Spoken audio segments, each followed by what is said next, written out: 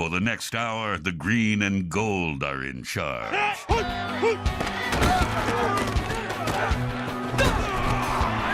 Welcome to In the Huddle on the Woodward Radio Network. In the Huddle is brought to you by Mole Lake Casino Lodge and Conference Center. Now, here's Bill Scott and Green Bay defensive lineman B.J. Raji. And good evening, everyone, and welcome to Tanner's Sports Bar and Grill in Kimberly. Good to have you along. Joined for the duration of the show by Justin Hull from Woodward and AM 1570 The Score, who is with us all season long. Pinch hits for me a couple of times throughout the course of the year. BJ is not going to be with us tonight, nor will any guest, as that's what basically losing does for you. When you lose your last game, you don't want to face the public, and you have a tendency to get out of Dodge. So we'll talk football here for the next hour, and it is, I'm sure, to them, it was a huge shocker, and I don't know if it was as big a shocker to me, but the way it happened and by how much was certainly a surprise. Yeah, I think that was the biggest thing about it. I mean, they got beat. I mean, you can, and we'll talk about the game, I'm sure, but you can point at this, you can point at that, you can point, this player wasn't there this year, that player was injured, but in all reality, the Giants came to Lambeau Field and kicked the tar out of them, and that's why they're advancing, and the Packers season's over. It obviously was so promising. I mean, 15-1, they mopped up during the regular season. In spite of, defensive deficiencies and, there's a few warts here and there, but, for the most part, they had a spectacular season, a record season, franchise best record during the regular season, and then, to lose right away in the first round of the playoffs. And, some players in the locker room yesterday were, it is what it is. Some players were completely taken aback by the fact that they really had great expectations, were expecting a trip to the Super Bowl with a chance to win back-to-back Super Bowls, and really didn't know how to deal with it. They were that floored by it. I think there was more shock than there was embarrassment. Those were a couple of words that came up in the locker room. The surprise of just how it ended and how, I mean, you even go back to last year, and they were, 10-6 in the regular season? They weren't getting blown out of games. This team has not been blown out. You got to go back to the 2009 season. I mean, it's been 30-some games since they suffered a defeat that the team was heads and shoulders better than them. So I think that had a lot to do with it, too. They have not lost in this way in so long. A lot of them didn't know how to handle it. I think some of the veterans, A.J. Hawk, I had a chance to talk with him. He was at peace, I guess you can say, with the loss. And I think that's what it boiled down to was, they deserved all the credit. They beat them, and maybe it was easier to handle that way because of that. I think the other surprising thing, and I've kind of said this all season long, that with the defense the way it is, that if the offense came to bat and just didn't have what they've had so often this season, that it was a recipe for losing, because the defense just didn't appear to have enough to do a lot to help you win football games. Now, they did have the takeaways, but if the offense doesn't play well, they're not going to win. I thought last night was one of those games. I thought the defense actually maybe played better than the offense. I mean, if you really look at the game, a lot of those points, especially in the end, the last touchdown came, and they were trying to strip the football. They were trying to do whatever they could to win, so they missed a couple of tackles. That's why Bradshaw got the long one, and same thing with Jacobs. The Grant fumble kind of set those up. So if you take those two touchdowns out of the mix, I mean, it's a 23-20 game. I think more than the defense, and the defense had a lot of holes, a lot of problems on third downs, but I think the offense last night, as you mentioned, they didn't get the job done, and when the defense, they were a big play defense, when they were unable to come up with the big play. The offense, in effect, lost the game last night. I would agree with that. I think the defense, there were several times where they had stops and held, not only, they didn't even allow the yards. I mean, the second half, third quarter, Packers had dominated time of possession in the third quarter and got 3 points out of the quarter. That's normally the quarter that they do very well in. Offensively, you turn it over 4 times. You have as many drops as they had. They had a hard time giving Rodgers time to throw the football at times. it really, last night's loss, in my opinion, is on the offense. The Giants had no first downs in the third. They had 3 3-and-outs in the third quarter, which was, like you said, kind of surprising. But you're right. And, Rodgers, I mean, you can offensively, you can point at play. He missed Greg Jennings wide open in the end zone on that first possession. A couple of third down drops that ended up happening. That end zone, Greg Jennings, it wasn't an easy catch, but that's a catch that you expect Greg Jennings to make, and we've seen him for the last 5 years. That's a catch he has made 95% of the time, and just happened last night. It just, you hate to say that the stars weren't in line for this team at the end of the year, but, so much went wrong, you almost have to say that's the case. The pass on the slant, the longer slant play to Finley, what was your take there? Did Finley, not run straight through it? Was Rodgers off? I mean, it looked like Rodgers was off. It looked like... But I don't know that Finley is totally not to blame there. Yeah, well, I think if that was Greg Jennings and the same thing happened, all the blame would be on Aaron Rodgers. I think the fact that it's Jermichael Finley, maybe some of the blame gets shouldered on, who's out there. But it looked like Rodgers... The ball was ahead of him. He put a lot more on that ball than I think Finley was expecting, especially in that situation when Finley had him beat on the route, even if he takes a little bit off of it. So the timing just, it wasn't there. 50-50. Let's just call it even. Yeah, well, my point is I think that, and it hasn't happened very often this season because the Packers' offense has been that good. But I do think, though, that when you get a 4-man rush that can rush the quarterback, don't have to blitz linebackers so they can sit back in coverage. If you can disrupt the timing, put pressure on Rodgers, he rattles a little bit. I thought he was rattled a little bit yesterday, and he wasn't as accurate despite the drops. He wasn't as accurate as he normally is. I don't know if it was so much the Giants rattling him as it never seemed like he had it yesterday from that first possession. He seemed a little off from the get-go. Now, as the game went on, he wasn't able to settle in. That might have had something to do with it, but if you look at that game as a whole, was it rust? What was it? Who knows? But he never had it from the get-go. So I'm not sure really what you point to, because the Giants, what did they sack him only twice? I was expecting more pressure, to tell you the truth, from the Giants front four. I thought they'd get to him more. I thought they'd be able to pressure him more. I thought the offensive line did a pretty adequate job when it came into that category, but 4 guys rushing, you're trying to go through 7 guys. Usually Rodgers is pretty good at that, but last night couldn't get it done. All right, we'll talk more about that absence or that time off. Did it really have an effect on the Packers yesterday? That and more as we continue. Tanner's Sports Bar and Grill in Kimberly after this on the Woodward Radio Network. Now back to In the Huddle with Bill Scott and Green Bay defensive lineman B.J. Raji. And we are back here at Tanner's Sports Bar and Grill in Kimberly with Justin Hull from The Score and Woodward Communications. By the way, our transportation for our guest all season long, brought to you by L&S Classic Limousine Service. Personal, professional service for all occasions. Call 800-830-5933 for your reservation. Lenny and Sue, thank you very much for a wonderful year again. They are a very integral part of making this show a success, so we do appreciate that. Where we left off at the going into the last break, we're talking about, and I was a firm believer, just refusing to think that the layoff would affect the Packers. But the question comes up, and when people, they see the offensive output and the production yesterday, they naturally want to say, too much time off, shouldn't have rested Rodgers, all that kind of thing. I still think they did the right thing. I still don't think you mess with your top 2 or 3 players and risk injury. If you were going to play them a quarter as opposed to not playing them all, would that really have done anything for them?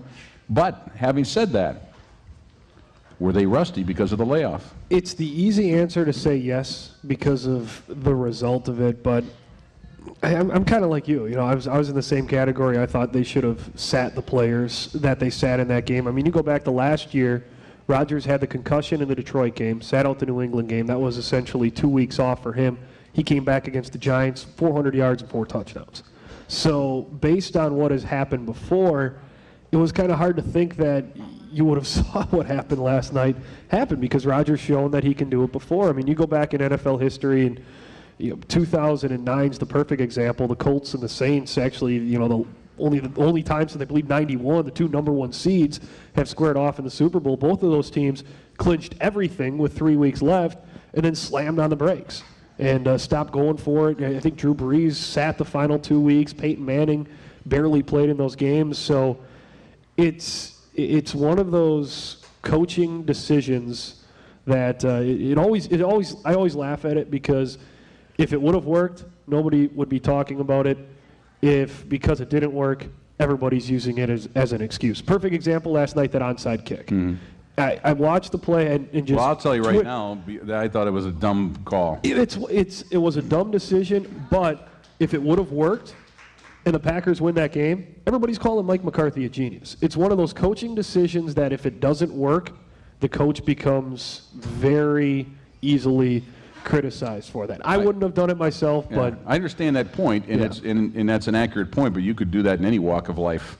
You know, True. If you don't perform on your job because of the way you're doing your job, you know, they just might get rid of you. Yeah. Well, the last three and times if you would have performed well, then they say, oh, boy, I made a great hire. That guy's a, you know. That's how it always is. Like coaches, it's fun to watch coaches over the years, because when they're losing, they're the number one person to blame. When they're winning, the players get all the glory. Mm-hmm. Baseball managers are the same thing. I mean, it's kind of fun to see that happen, even though a few of his decisions last night, I think, have been more scrutinized than any time in the past, and rightfully so, because obviously they lost the game. Right. All right. Now, he said after the game, McCarthy, we're talking about, after that, the Hail Mary, that they had the proper defensive call and everything was set up and all that kind of stuff. Now, I do believe this is a players' league. Coaches coach and players play, and if you don't have the players making plays, you can make the coach look awfully stupid, based on things that happen on the field or don't happen on the field. So there they are. They're down 3, 13-10, haven't played well at all,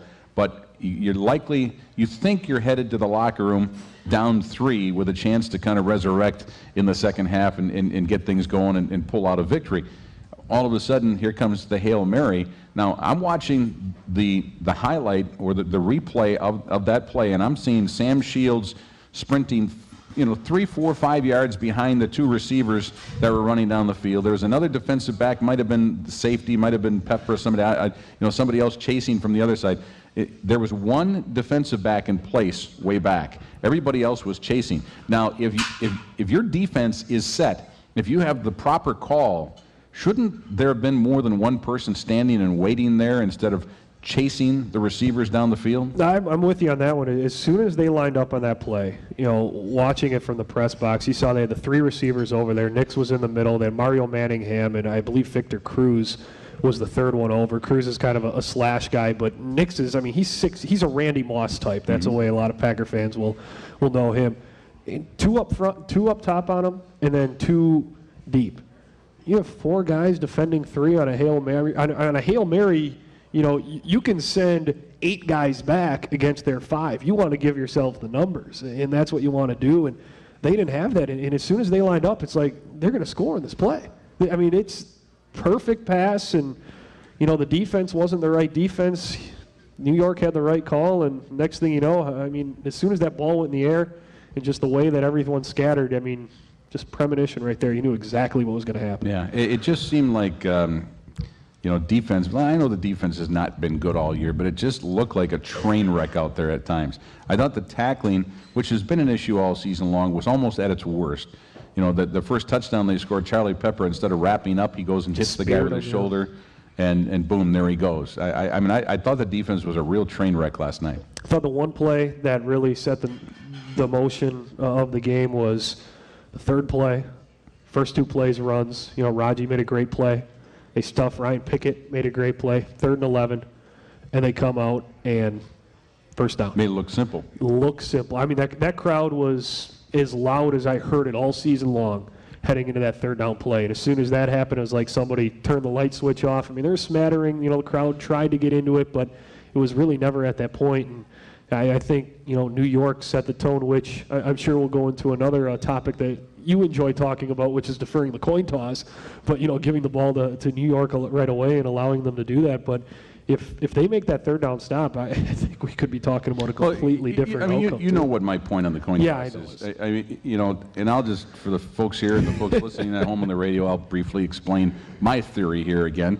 But you have arguably the league's number 1, number 2 offense, all right? You have arguably the best quarterback. You got the MVP, all right?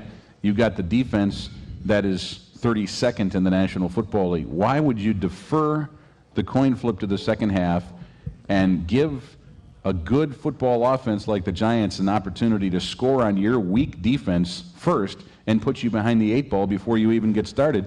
Why not put it in your offense and go out and get a lead early? Do you think in McCarthy's mind that he's been trying to show confidence in this defense? And I'll even throw that with the onside kick too. And I know a lot of people are saying it's a slap in the face of the defense that he didn't feel like it.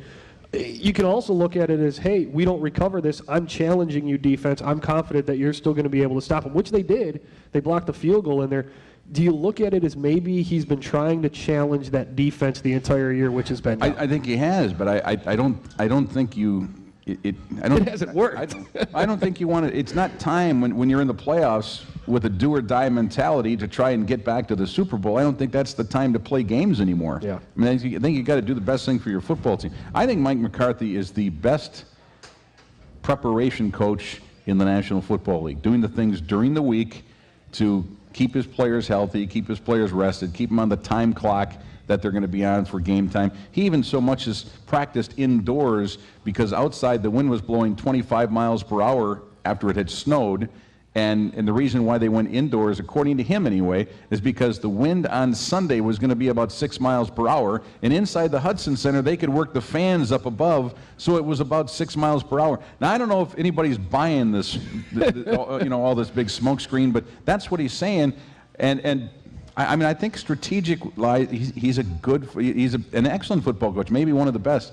I think he lacks a little bit on Sundays. But for the most part, though, yesterday, he called a pretty good game. I mean, 8 drops, 3 fumbles. Yeah, I know. I mean, I'm not trying to blame yesterday. I know. But I think overall throughout the year, and you look at he's the offensive coach. What happens on the defense, that's why he brought Dom Capers. Dom, here, go take care of the defense. I'm focused on the offense. And that offense was not the issue this year. The offense had one of the best years that they had, but of course, as the head coach, you are the face of the entire team, so you got to take the criticism on both sides. And on defense, a lot of people throw Dom Capers under their bus, but no Nick Collins, no Cullen Jenkins. We'll talk more about that when we come back, but those were definite issues for this football team this season. We'll come back with more in the huddle from Tanners and Kimberly. We'll continue after this on the Woodward Radio Network. Now back to In the Huddle with Bill Scott and Green Bay defensive lineman B.J. Raji. And good evening, everyone, and welcome back again to Tanner's Sports Bar in Grill in Kimberly. No B.J. Raji tonight. He is bailing on his way home, and so it's Justin Hull and I to carry you through the rest of the hour here. The program tonight brought to you by Mole Lake Casino Lodge and Conference Center. More than great games and casino action, Mole Lake offers first-class accommodations in their 75-room resort hotel, including family suites and whirlpool suites, along with a fitness center, swimming pool, and full-service Conference Center. Well, we've been here at Tanners and Kimberly all season long. Our first year back here after I think the show had been here for years back for a number of years, and I just want to thank all the Bruce had to get out, but all the folks here, the waitresses, the bartenders, give them a hand. Thank you for the great work all season long. It's been a pleasure to be here. Well, the Packers, we left off with kind of talking about their defense and Dom Capers, and obviously that's a side of the ball that the Packers are going to have to address fairly heavily when they go into the draft, any free agency in the offseason, what have you. You even bring up free agency? Yeah. Probably not a lot. They usually never do, but. So. Yeah. I mean, you look at their biggest downfalls this year, and they're all on the defensive side. You could probably use one guy at each of the spots, one guy on the defensive line, another linebacker in there. another guy in the defensive backfield, because I think that wore thin, and some of the players that, they expected to step up this year. I know we've talked about Tremont Williams, and he even talked about that today. I mean, how disappointed he was with his season and, didn't play up to the level that he expected. But more depth there, and offensively, outside of what they do with Scott Wells and Jermichael Finley, outside of that, they're fine. I think they have a huge hole at running back. I don't think they're going to re-sign Grant. I agree. And I think Starks is not dependable. I mean, the guy. How often was he available for this football team this year? He spent more time on the sidelines. Not enough to IR him, but he was not available for probably almost half the time this season, based on those recurring ankle injuries. Last season he had concussion issues. He had other injuries as well, knee injury as well.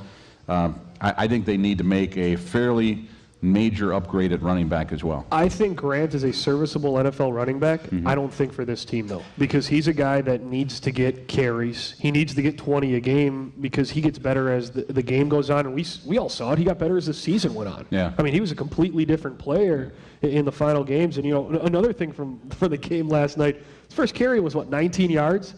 And then they passed 6 straight times. Okay, yeah. I don't want to get into that. Yeah, anymore, no, and it's tough for any running back because I think all running backs need to carry the ball, to get into a groove and work themselves a lather up and kind of get into the game. And Mike McCarthy just refuses to go down that road. It's pass, pass, pass. And not only that, it's tough on the offensive line because run blocking, I think, is just like a running back getting into the flow of the game. The offensive line needs to get into that run flow of a game, and if they can't establish the run block, two different attitudes. Exactly. Yeah, no question about it. All right, Chad Clifton. Is this it for him? I believe so. I mean, I think you saw last night with him and Marshall Newhouse trading places throughout the game. I think you saw that the writing is on the wall for him.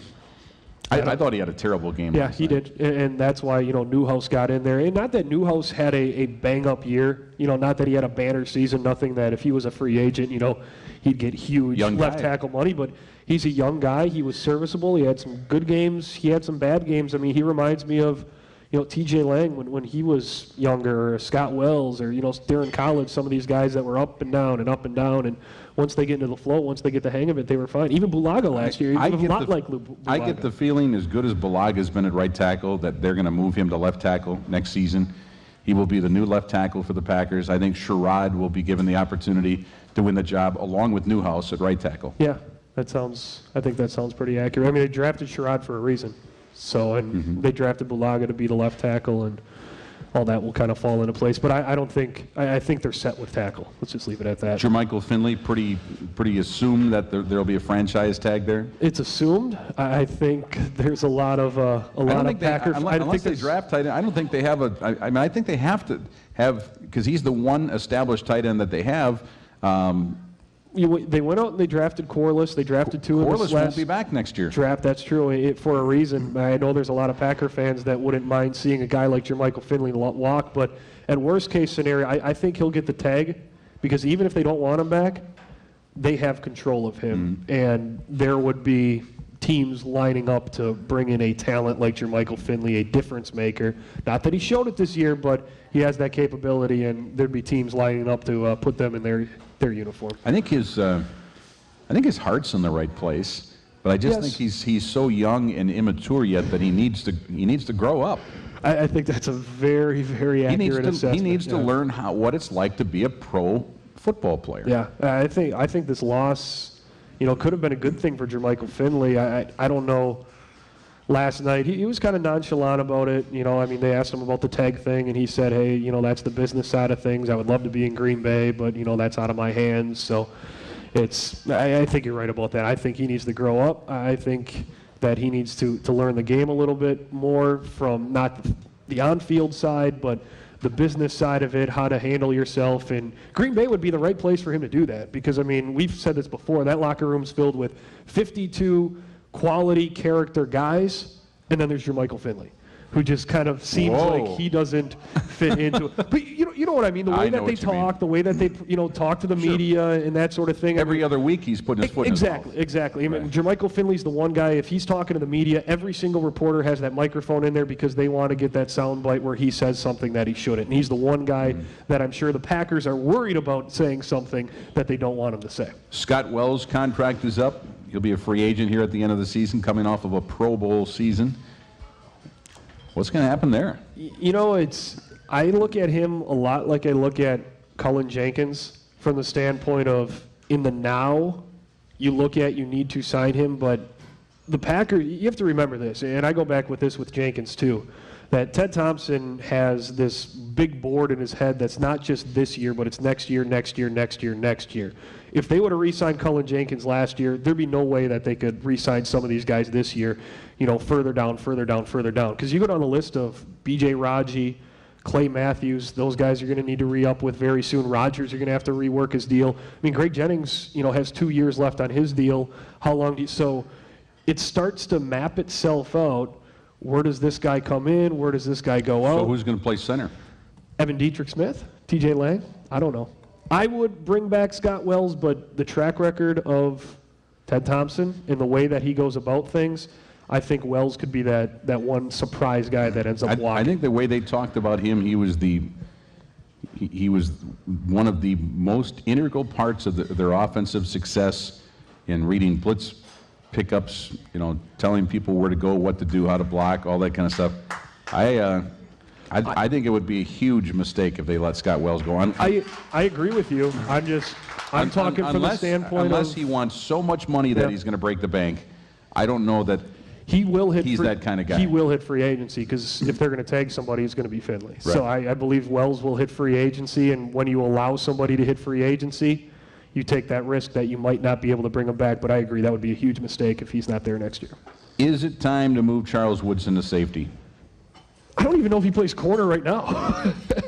I mean, that's the thing. You know what? When he does, he's not very good at it. That's where guys like Sam Shields. I mean, he was getting traded out with Jared Bush yesterday, and I've for many years have said that Jared Bush might be the worst player on any 53-man active roster when it comes to a defense in the National Football League. Defensively, not special teams wise. That makes sense, but from a defensive standpoint, if they have somebody better that they can play in a more corner role, then yes. But I mean, you line those players that they have up. I mean, what are you going to play Pat Lee over Charles Woodson and move him to safety? No, I think you're going to play Sam Shields and you're going to play Tremont Williams, and I think both of those guys.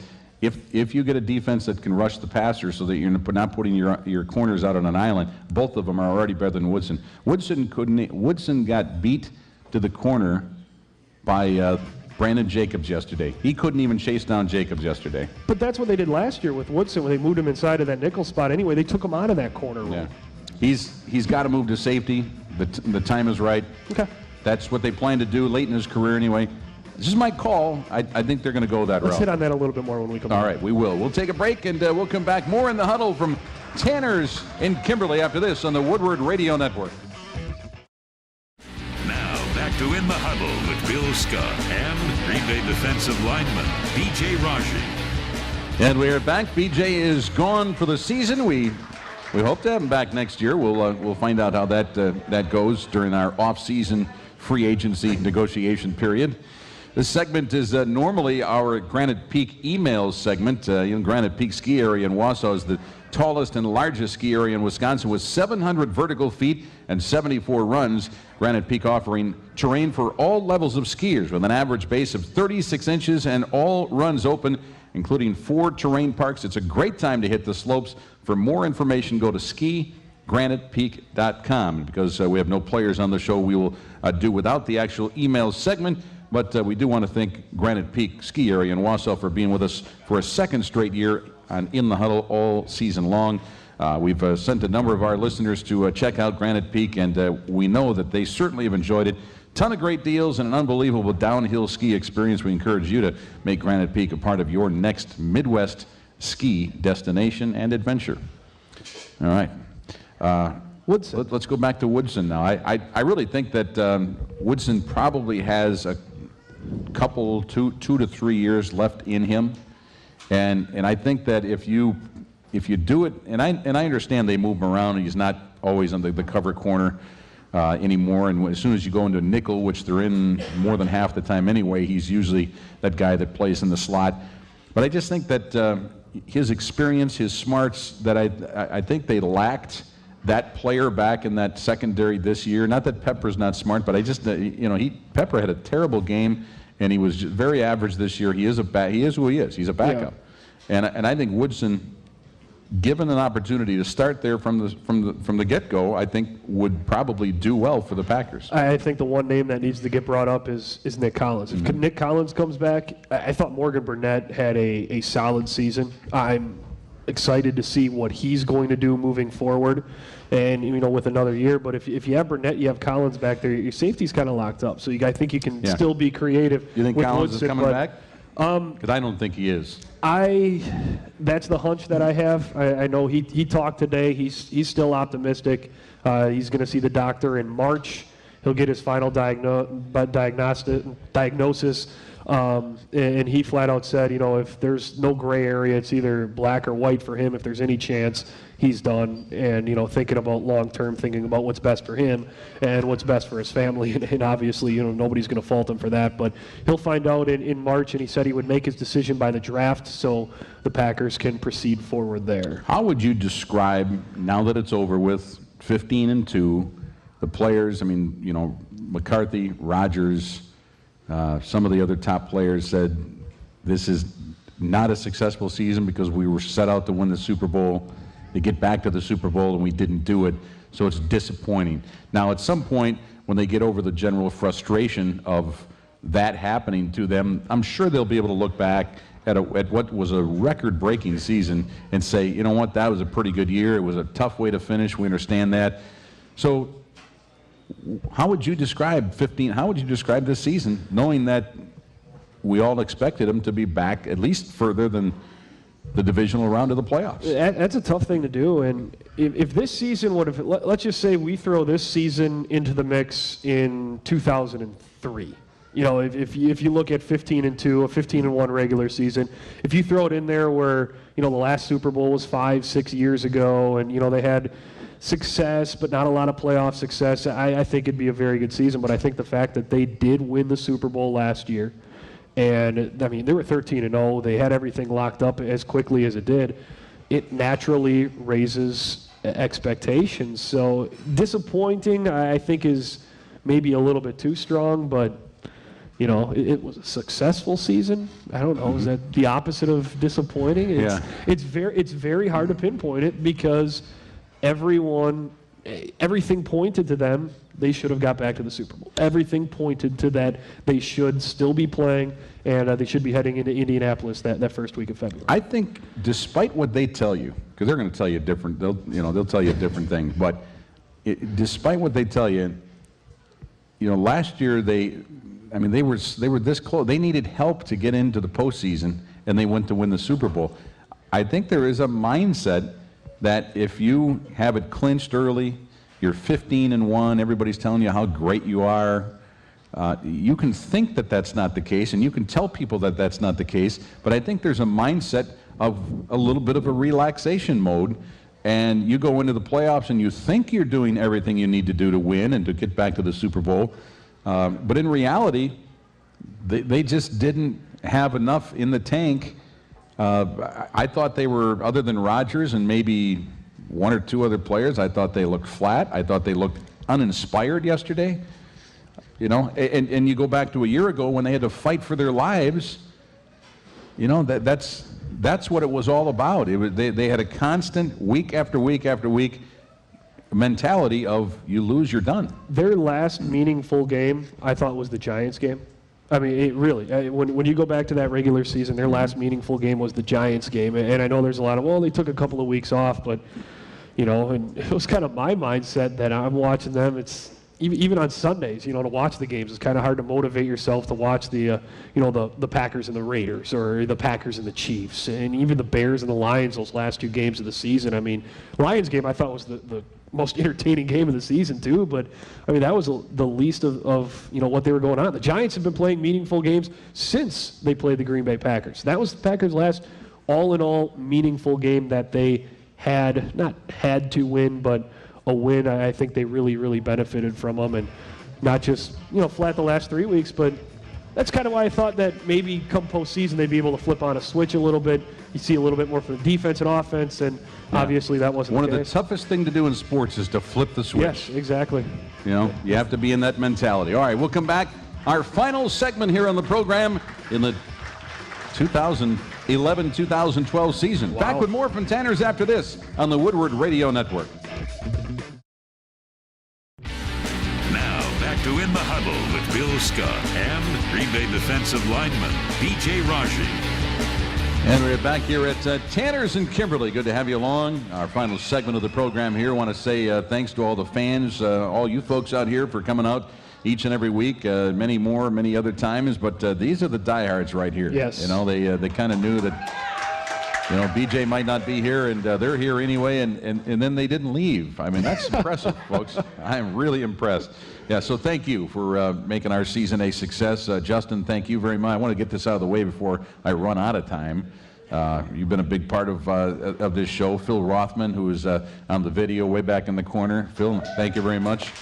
Reggie Razoo back in our network studios. He's the guy that handles all of our network operations on the radio side. Our engineers, Steve Brown, Mike Steele's right here. Mike did a great job. Evan Stanek as well. Mike and Evan kind of trade off every other week. And on the sales end of it, Dan Hohenberger. Where's Dan? Dan, thank you very much. Great job. John Leopold, he bugged out early. John Wani bugged out early. You can tell who the worker is, right, Dan? Yeah, absolutely. And in the rest of the staff at Woodward, we want to thank them. And I also, this won't take too long, but I want to thank all of our network affiliate stations. We sometimes let you know who they are. Sometimes we don't get around to it, but this being the last show, I want to recognize everybody. We'll start in reverse order and go to WFHR in Wisconsin Rapids, WHTL in Whitehall, WDTX in Wausau, WAUH in Watoma, WDUX in Wapaka, WVRQ in Viroqua, WJJQ up in Tomahawk, WCLB in Sheboygan, WKLJ in Sparta, WPRN in Ripon. Hey, Sparta. I heard a little Sparta squawk there. Sparta, some love, yes. WJCM in Rice Lake, WRJN in Racine, WQPC in Prairie du Chien, WOCO in Oconto, WDLB in Marshfield, WMAM in Marinette, WTSO in Madison, WFBZ in La Crosse, KFIZ in Fond du Lac, WBIZ in Eau Claire, WJMQ in Clintonville, WRPQ in Baraboo, of course here in Appleton, WHBY and WSCO, in Antigo, WACD, WXCE in Amory, and WDKM in Adams Friendship. That was the 2011-2012 list of radio stations along our network lines. We want to thank those folks for being a big part of this program again this year, and we look forward to more success down the road. And how about a thank you to Bill Scott, our proud co-host. All the hard work that he does putting everything together, Thank Bill, you. It's definitely appreciated. I speak for everybody on that as well. And BJ did a great job this did. year as well, so we really do hope he is back with us next season. And we'll try to make sure that he shows up for the last show next year as well, because it would have been fun to have him back here. But he is really a very talented individual, and I know that this is the thing that he likes this part of it.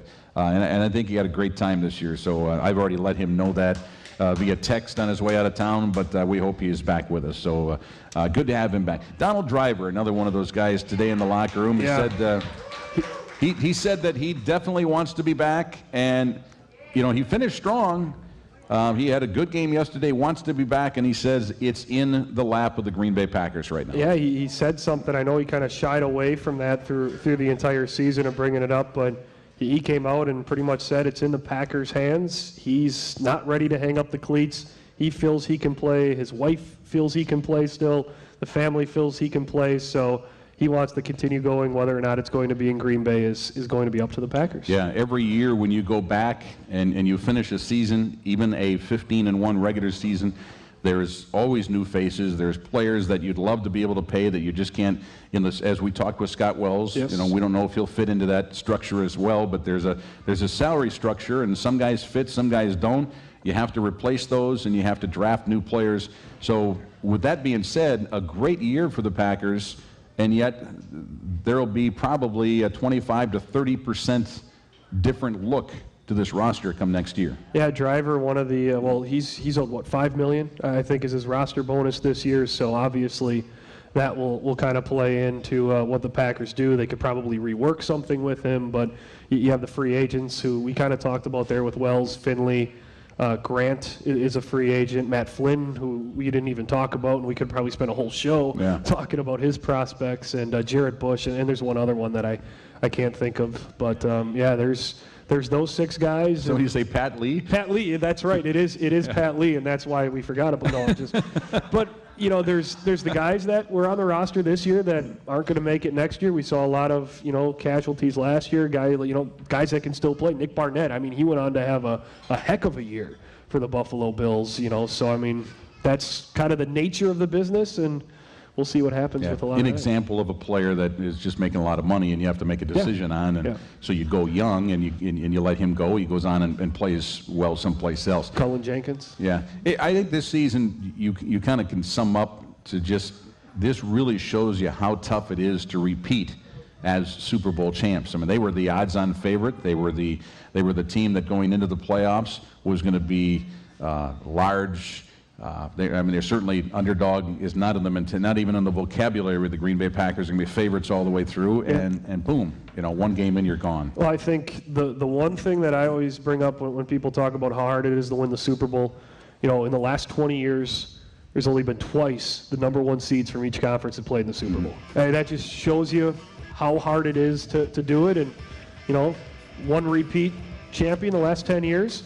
Shows you how hard it is to do that, and I think only twice in the last 10 years the number 1 team in the regular season won it all. All right, Justin, thank you very much. Thank you to the fans out there, and appreciate all the people listening back home. We'll see you next season on the Woodward Radio Network.